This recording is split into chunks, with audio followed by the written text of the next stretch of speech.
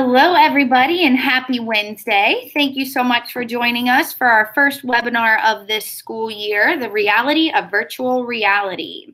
If you have any questions during this webinar, please feel free to use the chat on the right side of the live stream of the video. This will be archived along with the video, so as we share links and different things, you'll be able to still access those with the on-demand version. Speaking of the on-demand version, it will be available immediately after at the same YouTube link when the webinar is over. So you can visit forward-edge.net/webinars for all of our webinar recordings. Feel free to share what you're learning on Twitter with the hashtag FEK12. Okay, so let's get started. My name is Katie Seamer, and I am the Director of Curriculum and Technology Integration here at Forward Edge. And presenting for us today is Tyler Irwin. He's got a jam-packed webinar for you, lots of exciting tips to start introducing virtual reality into your classroom. So again, I will be using that chat area to the right of the video to share links throughout it, and I will be collecting your questions that you may have that you share in the chat area. I'll be collecting those so that we can ask Tyler at the end if anyone has any questions. So a little bit about who we are. Forward Edge is a K-12 technology company, and when I say that, I mean that we do pretty much all things technology for schools, including selling hardware, setting up and managing wireless networks, and we even have our own cabling team that will pull and run cables, hang APs, move projectors, all sorts of things. So a little over 3 years ago, we began to focus heavily on the curriculum and integration side of things. So once you have all that technology in place in teachers' and students' hands, how can you use it effectively for teaching and learning? So in the C&I department, we call it, we come with an education background and classroom experience. And in short, we offer visioning and planning services, provide professional development, and serve as on-site integration coaches to schools. So without further ado, I would like to turn it over to Tyler to start our presentation. All right, thanks a lot, Katie. I appreciate it. The first thing we really want to talk about today is the why behind all of this.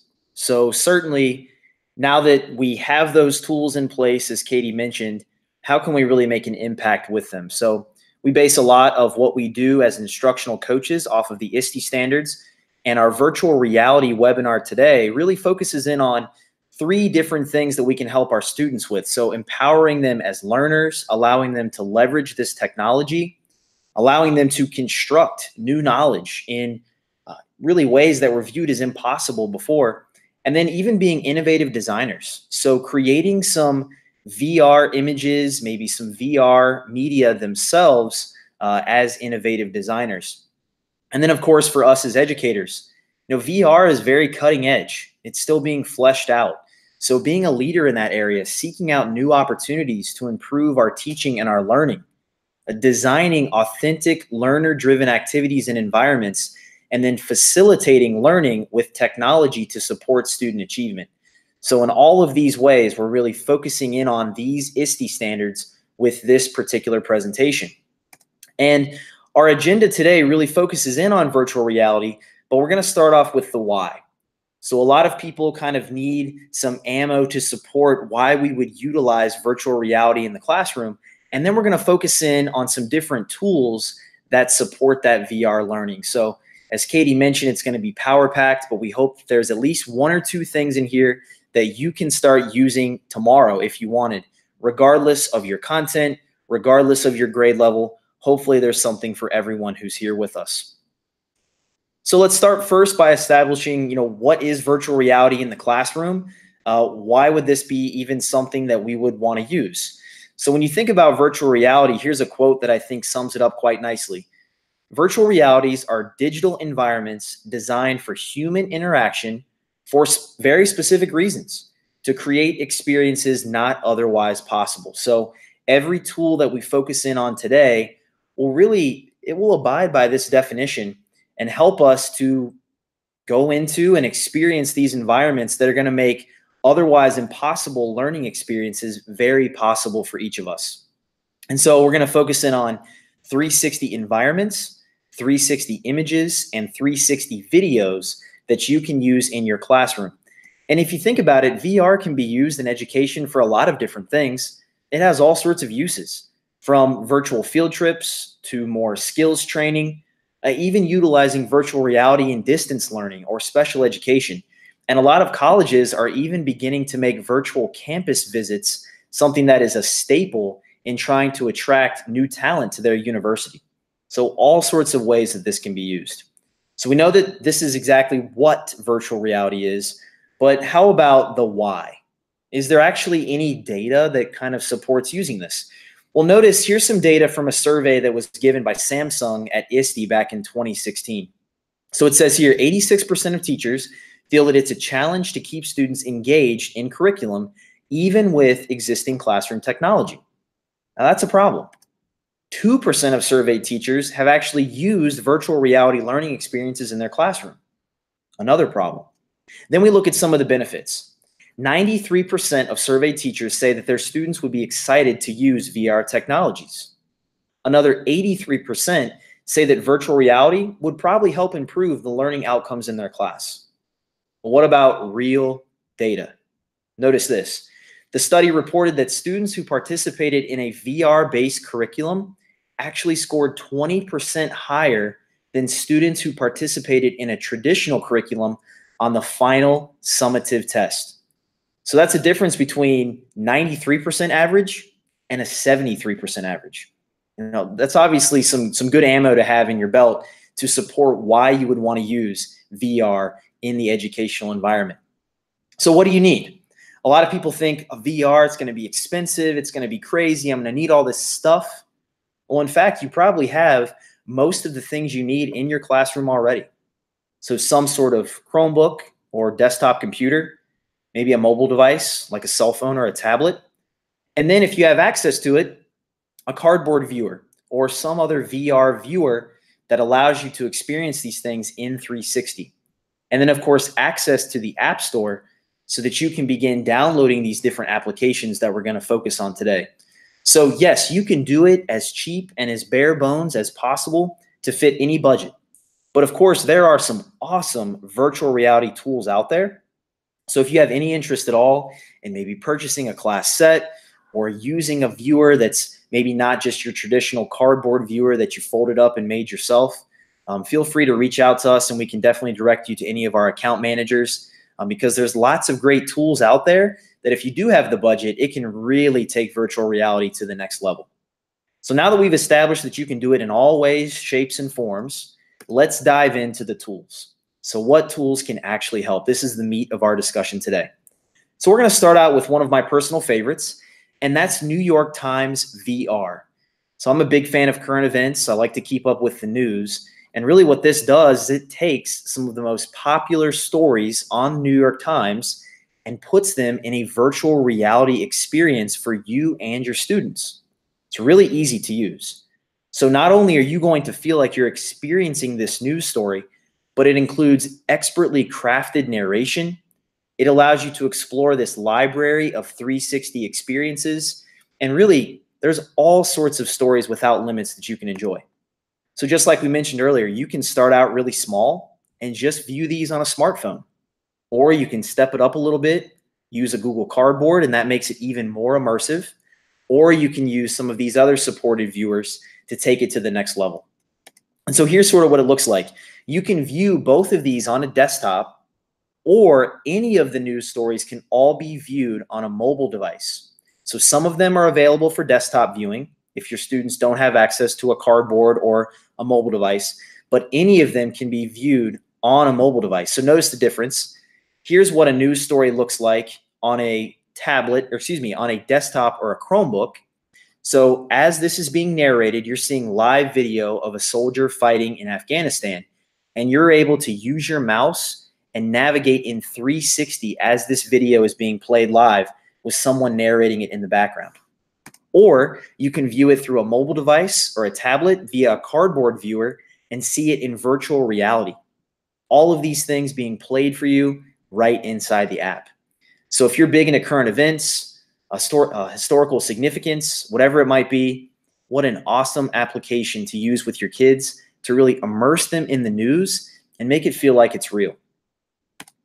So in summary, New York Times VR supports 360 images and videos, this expertly crafted narration, a library of breathtaking current event experiences, and both desktop and mobile device viewing. So you have all sorts of avenues to explore this, regardless of the classroom technology that you have. Now, moving on, we're going to focus more on some of these current event experiences, and you might not have known this, but YouTube actually supports 4K 360 videos, and they are wild. I had my dad view the one of Riding the Beast at Kings Island, so Forward Edges from Cincinnati, famous roller coaster there, and he was tripping out doing this. So these are really cool videos. But you'll notice that there's a whole virtual reality channel that has all of these 360 videos in 4K, sometimes in 6K resolution. So very high quality. And with that, notice I chose this one about Cancun and Maya temples, the guided tour. And so you can climb the steps of Koba right near Tulum in a live 360 video. People are walking up and down the steps. You can look to the left, look to the right, go forward, go backwards. I mean, it's absolutely incredible what your students now have at their fingertips. And the nice thing about it with YouTube 360 is that there's actually a bunch of playlists that have already been set up. So if you're looking for specific types of things, like maybe you want to explore NASA in virtual reality, or view some of the Explore Your World videos posted by CNN, there's all sorts of things that have been curated there for you to search through and look through to find things that fit your particular class. So what an awesome extension of YouTube, a video platform that your students already probably love and use all the time. So in summary, YouTube 360, it supports 360 videos in 4K, curated playlists, thousands of videos with all sorts of fresh content, and then again, both desktop and mobile device viewing. So don't feel like you're hindered by what you might currently have in your class. Now, the next tool, this is one of my personal favorites, and you've likely used Google Earth, maybe just as a fan of exploring the world and learning more about the globe. Well, there's lots of great VR resources that are now built right into Google Earth. So let's kind of jump into a few of those. You'll notice that now Google Earth is both available on Chrome, it's available on your desktop, and of course you can download the mobile app as well. So when you go to the Google Earth website, which by the way, all of the title slides for each of these apps are links to either download the app or learn more about it. So if you click on the title slide that said Google Earth, both the icon image and the name itself are links. So when you get to this site, all you have to do is click Launch Google Earth, and then it's going to pop up this image of the globe that you can tilt and pan and zoom and scroll. And then there's all sorts of options on the left-hand side. So you have the ability to search. You have this tool called Google Voyager, and we'll talk about that a little bit more here in just a few minutes. You can feel lucky and just go anywhere in the world. You can bookmark places. You can share out these places, and then it even has a built-in measuring tool if you want to help your students build map skills or really learn more about the globe, the world around them. And then, of course, live with every place you navigate. Notice you have this little street view tool. We'll talk more about that later.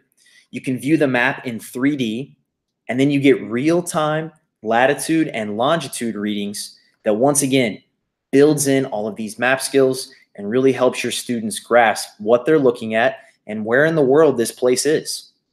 So here's just the taste. Here we're orbiting the world in 3D, viewing the Eiffel Tower. It almost is like we're there via a drone view. And this gives us an awesome look and maybe a place we'll never be able to visit. Along with being able to orbit the world in 3D, notice that with each of these places, there's knowledge cards that accompany them. So as your students are navigating around the world and seeing these maps in 3D, almost like they're there, they then have these knowledge cards that they can read that help them discover and explore local landmarks in ways they would never be able to before. Now, we talked a little bit about Voyager. This is probably one of my favorite aspects of Google Earth. The reason why is it's very much tailored to teachers, excuse me, and the educational environment. So you'll notice when I click into Voyager, which by the way is that little spoke, it looks like maybe the wheel of a ship. You can see that it has all of these different adventures or stories that go right along with Google Earth and all of those 3D maps. So you have one, for example, World's Most Dramatic Mountains. I'll show you what that looks like later. You also have an education section in Voyager. So if you click that education section, there's all sorts of great resources there. Here's one that I found from Bio Interactive, Exploring Earth's Ecosystems. So this educational content has been curated and then connected to Google Earth.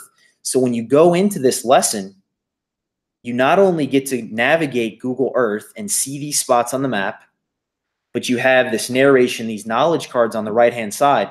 And then in the bottom right-hand corner, you have these different slides that you can click through that take you to different areas of the map and explain different functions of the ecosystems.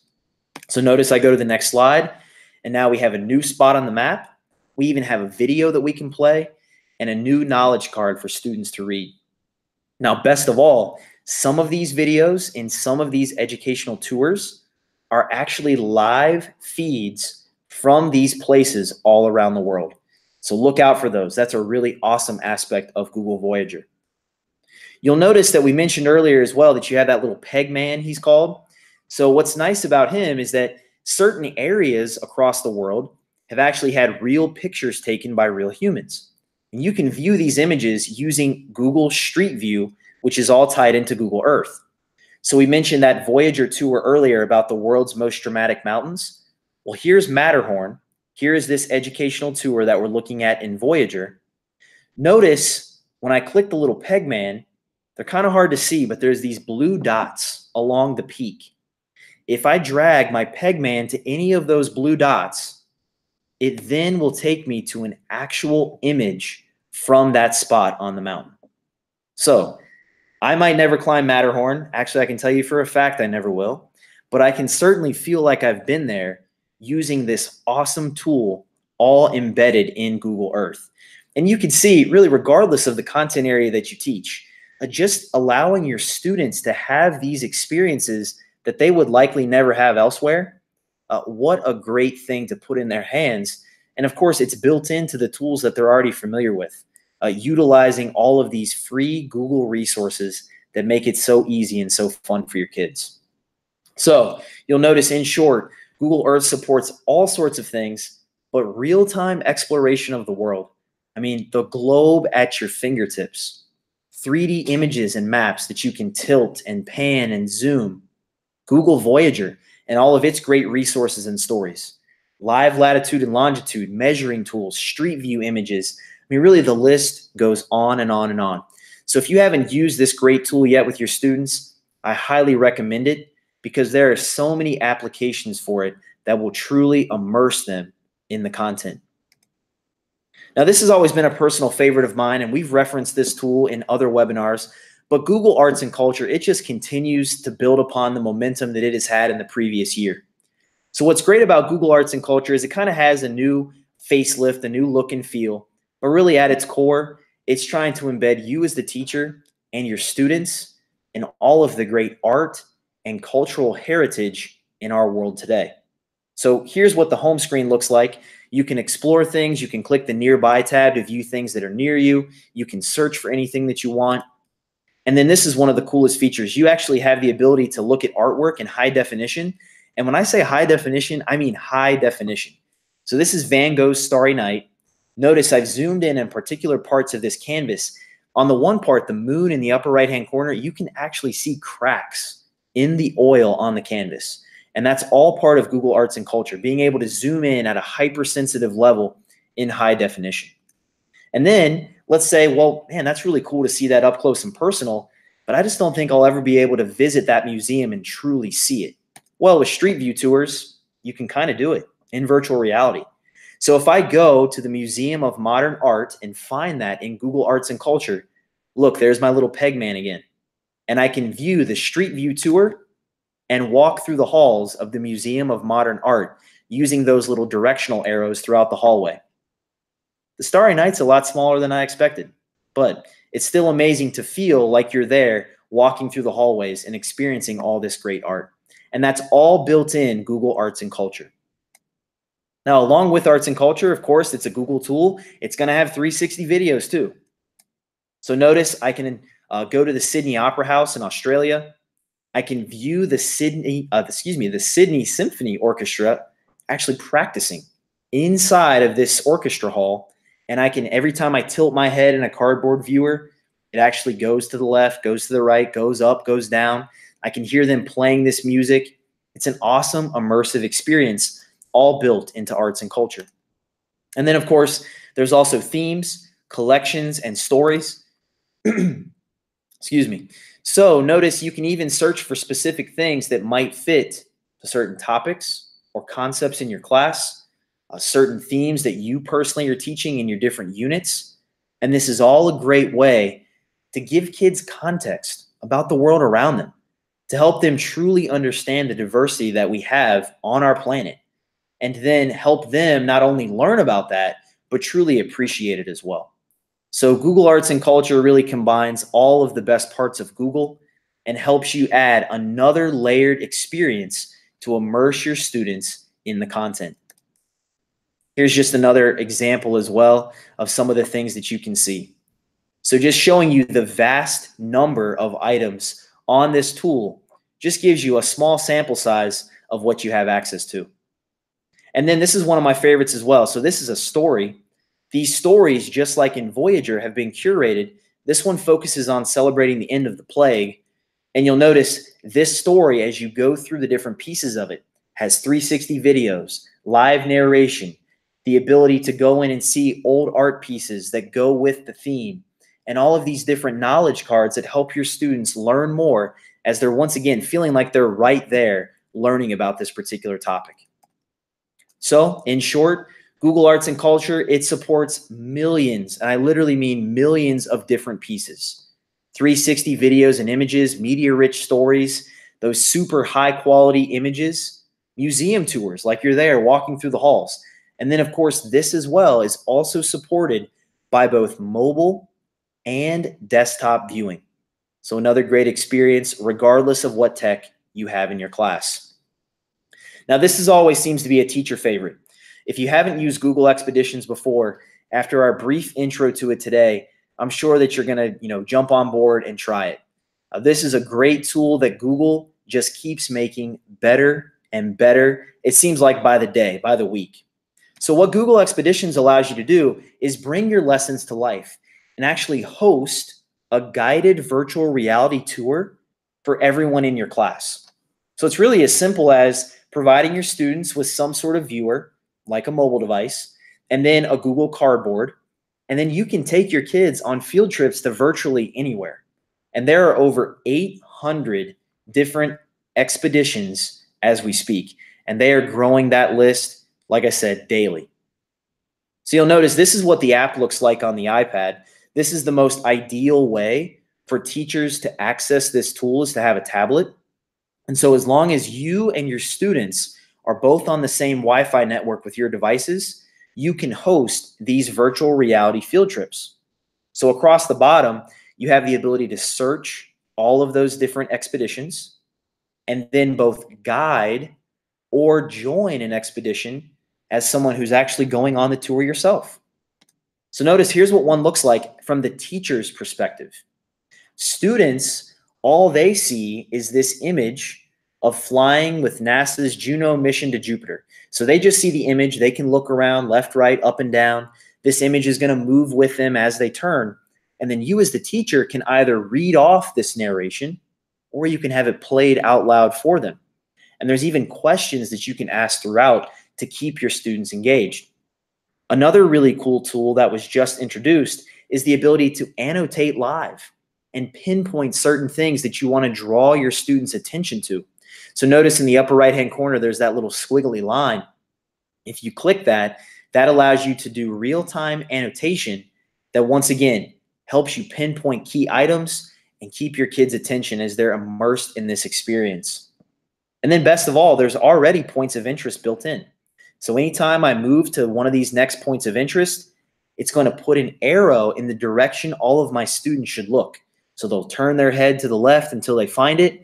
And then I can begin talking about the radiation belts, helping them not only appreciate what this actually is, but give them a sense of what it looks like. And this is such a cool thing to see. I've been in several classrooms that have used expeditions, and you would be amazed at how real it makes these concepts for those students.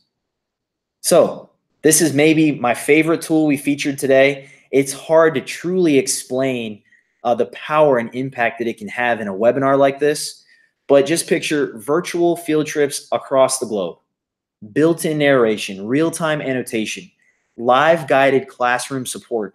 And if you don't have those little cardboard viewers, but students have a cell phone, they can still view these experiences with or without a cardboard. So don't feel like that you're kind of penciled in. We don't have the cardboard, so we can't use this. That's not the case at all. If you haven't tried out this tool, I highly recommend it. Well, we only have 2 tools left, and we really haven't talked about this much, but a lot of these tools have been consuming virtual reality content. But we talked about both you and your students being designers in this whole process. These next 2 tools will actually allow you, and in some cases your students, to begin developing your own VR content. So this is a personal favorite of mine. It's very simple and easy to use. It's called Google Cardboard Camera. This is what it looks like, the iPad app. I downloaded it to my tablet. When you get in, there's only 2 tabs, a tab for your photos and a tab for photos shared with you. And then at the bottom right-hand corner, you see that little camera icon.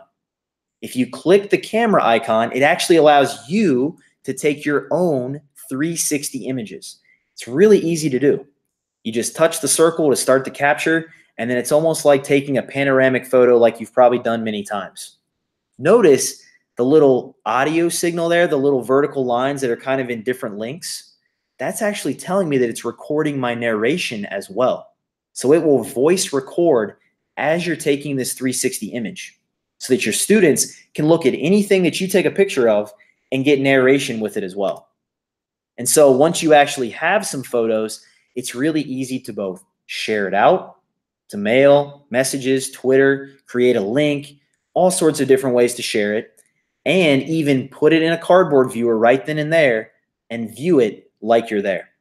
So once again, allowing you to create content. If you're going to a cool place around the world, take some 360 images, do some narration, and then bring those back to your kids.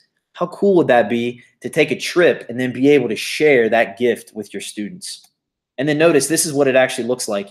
So when you view it in a cardboard viewer, you can turn to the left or the right with your head, and it's going to follow and trace as your head moves.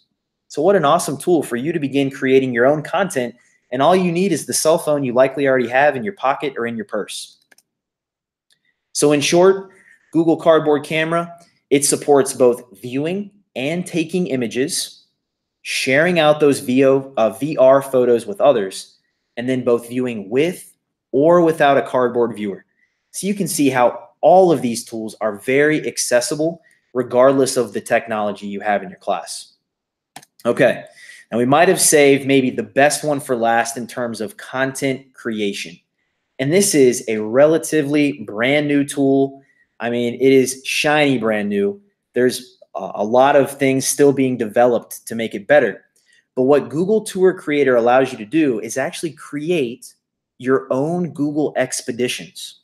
So the app we saw 2, applications earlier, you can begin creating your own. I'll show you what it looks like. So when you go to Google Tour Creator, there's basically one button. It says Get Started. Then it's going to take you to your dashboard where you can either create a new tour from scratch or use one of the already posted 800 Google expeditions out there as a template. So say some of the content in one of those expeditions already out there on the app, it's too high level, too low level. You can go in and change it. Add more points of interest, change the wording, change the text, change the questions. Those are all things that you can do. So you don't just have to start from scratch. Here's what it looks like. I'm using one from a template. I can go in and change the images, the wording. I can add in points of interest. And with any of these images, I have the ability to really have control over what it looks like for my students. And really, it's as simple as clicking the little icon that looks like a human with the audio coming out. I can drop in my own scene narration, so it's my own voice. And I can add in untitled points of interest that help describe more things to my students so that it fits my content and what I want to teach them. So in this way, you have the ultimate control in creating VR tours for your kids like you work for Google. I mean, how cool is that? What an awesome tool. And like we said, this was just released a couple months ago, so you know it's only going to get better with time. And notice when you publish this, you have several ways to view it. You can send out the link on an LMS or shoot it to Google Classroom, or you can just view the tour yourself right in Google's Chrome browser called Poly.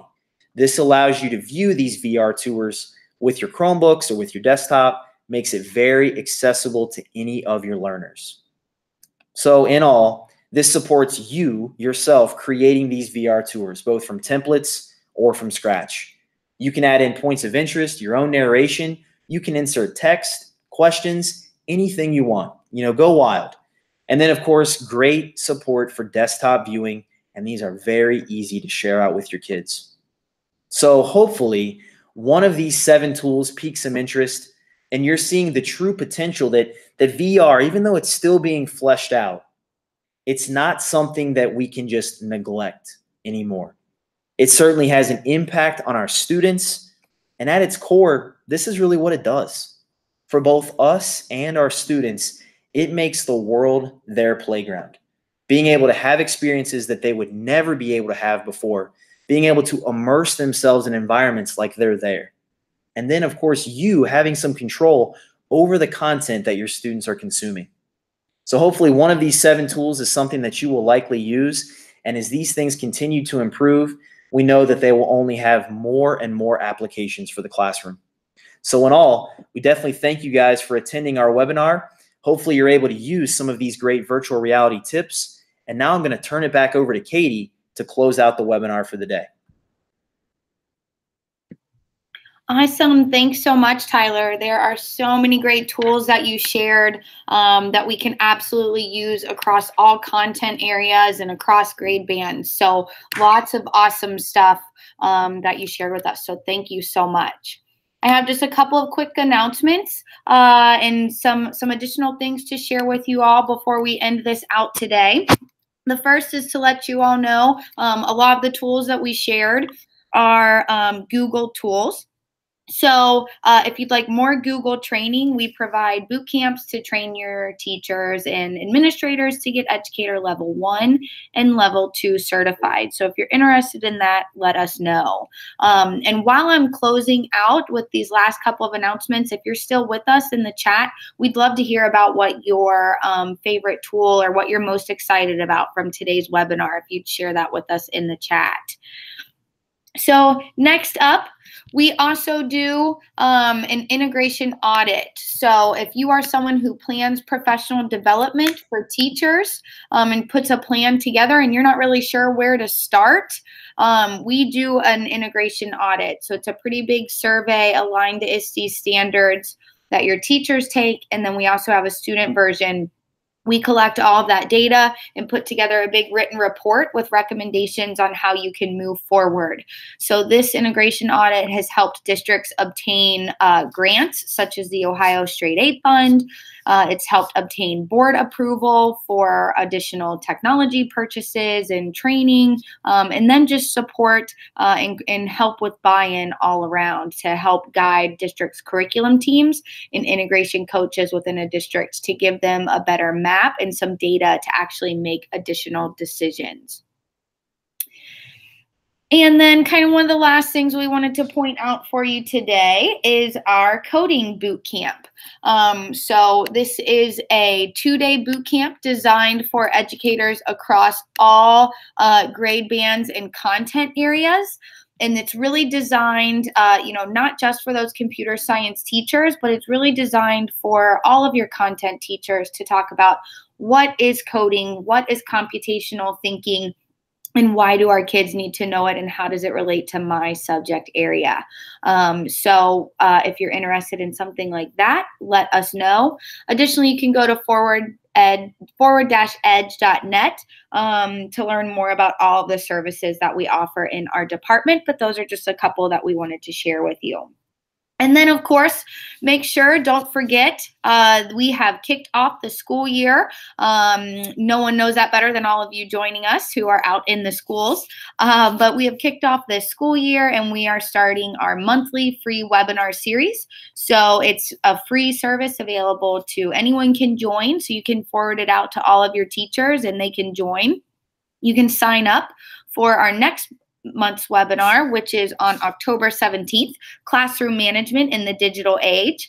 And people can register at forward-edge.net/webinars. So we would love to have you join us next month too. If you know anyone who could benefit from that, please feel free to forward that information. They can find the registration link on that page.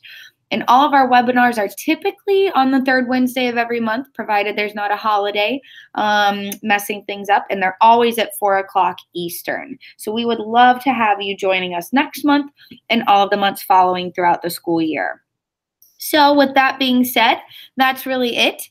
If you have any questions at this point, please let us know. Feel free to throw them in the chat. Not a lot of questions came in throughout the webinar today, which is fine. But if you do have any and you're still here with us, go ahead and throw those questions in the chat area, and we'd be happy to answer those. And we look forward to seeing you next month. So thank you so much for joining us.